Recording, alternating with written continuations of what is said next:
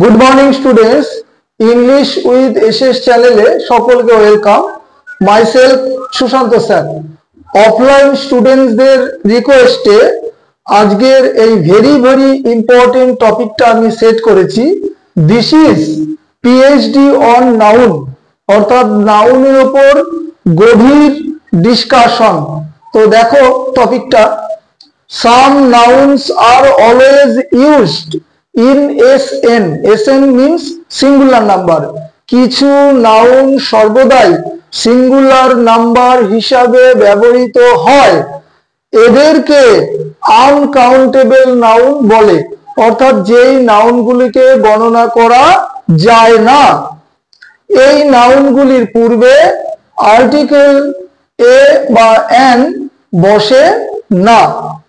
তো these are, অর্থাৎ এই নাউনগুলি হলো scenery, poetry, furniture, advice, information, hair, language, news, business, mischief ক্ষতিকর বা ক্ষতিকারক, ব্রেড, স্টেশনারি, ক্রকরি, উচ্চারণটা ক্রকারি নয়, ক্রকরি চীনামাটির বাসনপত্র, লাগেজ ব্যাগেজ ভ্রমণকারীর মালপত্র, পোস্টেজ ডাক মাসুল, নলেজ, ওয়েস্টেজ, ওয়েস্টেজ মিন্স অপচয় বা অপব্যয়, মানি, জুয়েলারি, ব্রেকেজ, ব্রেকেজ মিন্স ফাটল।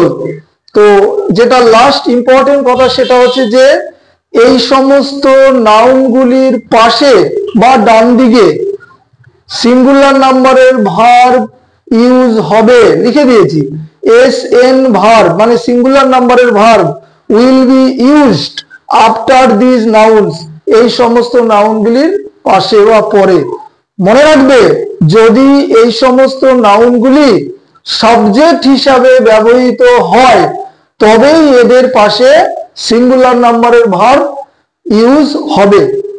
শেষ যেটা বলার, আপকামিং কেপি বা ডাব্লিউপিপি ক্যান্ডিডেটস আছো বা পিএসসি ক্লার্কশিপের ক্যান্ডিডেটও আছো অনেকেই, 30 নাম্বার ইংলিশ, তাদের দিকে তাকিয়ে এটা সেট করলাম।